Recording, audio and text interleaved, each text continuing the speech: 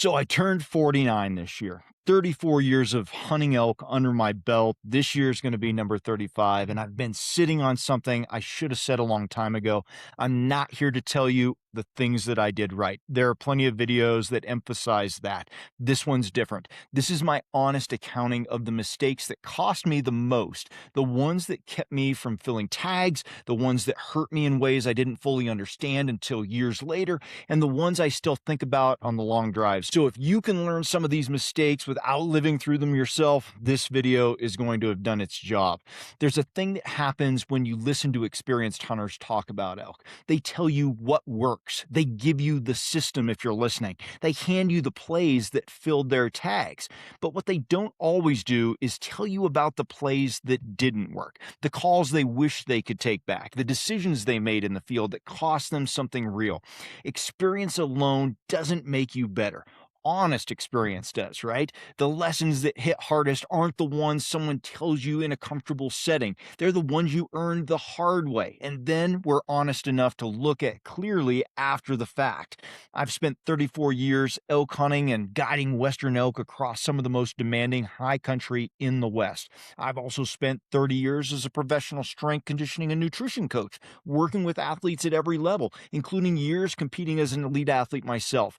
That combination has taught me one thing clearly. The fastest way to get better is to look honestly at what went wrong, because even though I told you those accolades, there have been plenty of mistakes across all of them. So when we talk about elk hunting, here's some of the things that went wrong for me. The first one took me longer to admit than any of the others. For the first several years of my elk hunting life when I was young, when a hunt failed, I found a reason outside of myself. The elk weren't there. The wind was wrong. Other hunters pushed them out. The moon phase killed the rut. I should just come back with a rifle, right? I had a reason every time, and every reason put the outcome somewhere other than on me. Here's what I know now. The days I didn't fill a tag were almost always days I made mistakes. Could have been bad calling, poor wind management, the wrong setup, a move I made at the wrong time. I didn't see it then because I wasn't looking for it. I was looking for the reason that let me off the hook. Every failed hunt is a lesson, but only if you're honest enough to read it. I wasn't for a long time, and that cost me more bulls than I can count. Once I started owning the outcome, I started learning. And the first thing I learned the hard way was what too much calling actually does to a bull. Bulls would come in hot, raking trees, bugling, totally committed, and I'd keep calling because I wanted to hold the energy. I'd cut them off mid-approach. I'd call when they were 50 yards out and closing. I'd get excited and do exactly what you're not supposed to do. And they'd hang up, or they'd turn and leave, or they'd stop and stare at the right moment and the wind would shift, and that was it. Elk calling isn't about volume or frequency all the time. It's about knowing when to stop a lot of times. A bull that's committed and closing doesn't need another call. He's already convinced. The second you call when you don't need to, you give him information he can use against you, where you are. That something sounds slightly off, that he should slow down and figure it out before he steps into the open.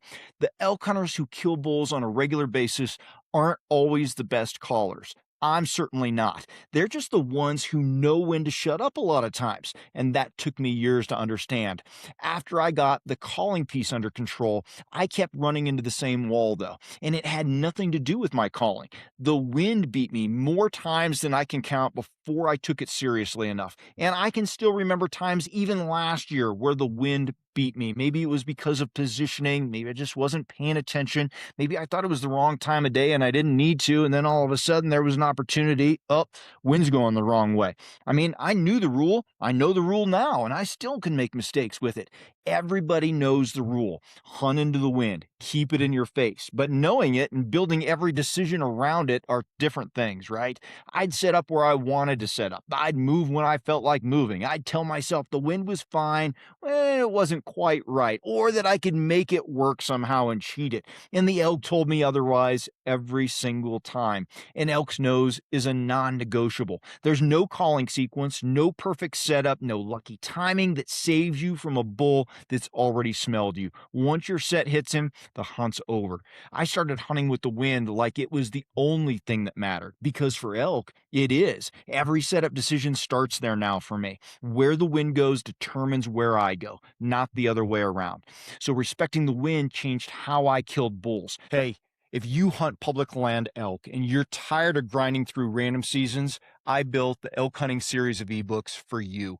Most hunters don't struggle because they lack effort. They struggle because they lack a system. And that's exactly why I built the elk hunting ebook series as a complete progressive framework for Western elk hunters who are done guessing and ready to hunt with intention. Volume 1 is going to be Foundations and Reality. I reset your mindset and expose the assumptions that quietly wreck seasons. In Volume 2, Finding Elk and Understanding Pressure, you'll learn how elk actually move under pressure so you can anticipate instead of react. In Volume 3, Terrain, Wind, and Position, I break down how to use landscape and thermals to consistently create opportunities. In Volume 4, Calling, Silence, and Pressure, sound becomes a decision tool, not an impulse. In Volume 5, Bow Hunting Execution, we're talking about close range strategy so you can finish your encounters. And in Volume 6, Late Season and Post Rut, we're talking about how elk shift after the rut and how to adapt when others quit. This is a system built for consistency. This isn't theory, it's a structured system to help you find elk, read country, and make confident decisions every season. Buy each volume individually or bundle them all to save 50% off at backboneunlimited.com. But there was also a different mistake I made for years that had nothing to do with wind or calling, and it was about where I was willing to go.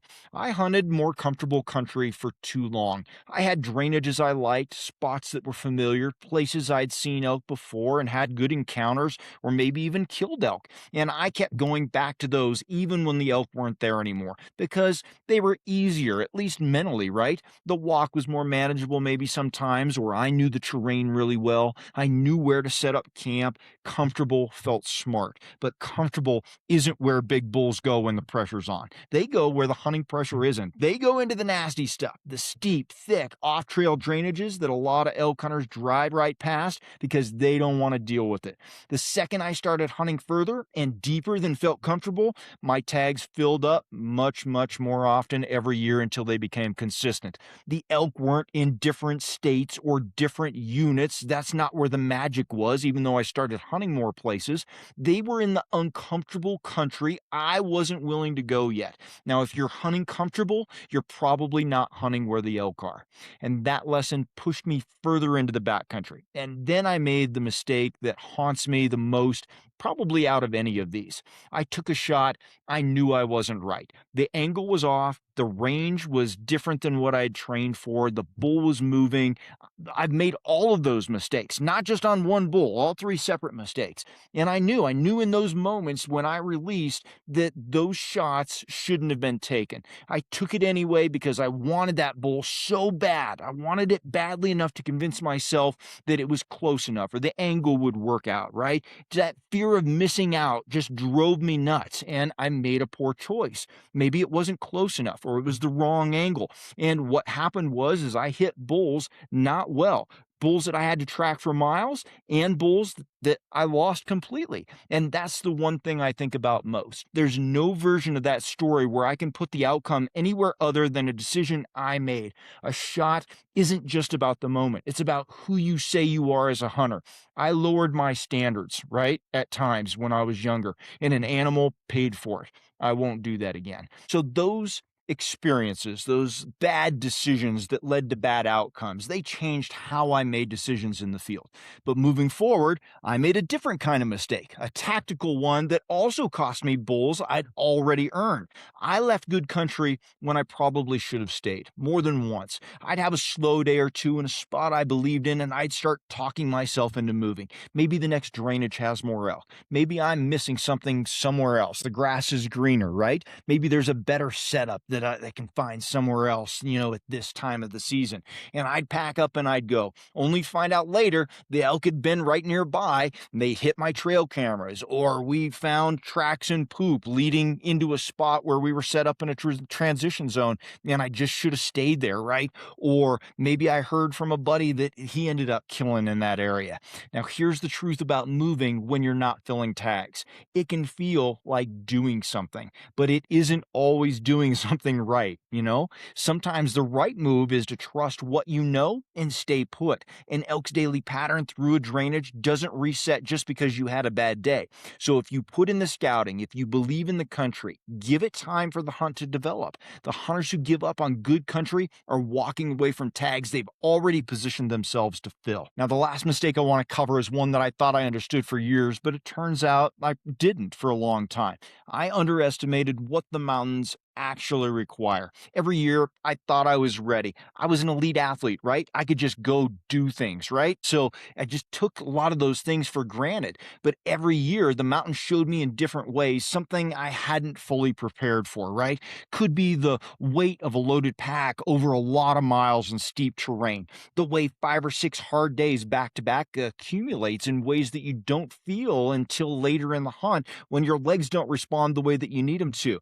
The way decision making can break down when your body's spent and you're trying to call a bull in bad wind at last light. I trained hard for most of my career, but for years I trained in ways that felt like preparation without being specific enough to what the mountains in elk country actually demands. This is why physical preparation for elk hunting is its own discipline and why it's a core part of what we focus on with a lot of folks we work with at Backbone Unlimited. We try to get very specific with our training. There you have it.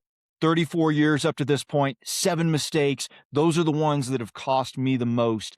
Blame keeps you from learning. Overcalling kills your setups. Ignoring the wind undoes everything else you do right. Comfortable country is usually where the elk aren't. A shot that's not right isn't close enough. Moving when you should stay gives away hunts you already earned through scouting. And the mountain will always ask for more than you plan to give. You're going to make mistakes elk hunting. I'm going to make a lot more mistakes elk hunting. That's just part of it. The question is whether you're honest enough with yourself to learn from them. These are mine. I hope they cost you less than they cost me. Now, if this episode made you realize you need a better elk plan this season, don't just watch another video and hope it all comes together. Build your plan right now. If you want to study the full elk system, my system on your own, start with my elk hunting series of ebooks. If you want daily guidance, accountability, and a place to ask questions as season gets closer, join me on Team Backbone. If you want my eyes on your actual hunt plan, your maps, access, terrain, pressure points, wind and thermals, and strategy, book an elk hunt plan audit with me and I'll help you tighten it up before season. If the missing piece is your body, your legs, your lungs, or your ability to handle mountain miles and a heavy pack, check out my Backbone Unlimited training plans. And if nutrition is where you need more structure, getting leaner, fueling long days, or building a better in-season food plan, check out my nutrition plans.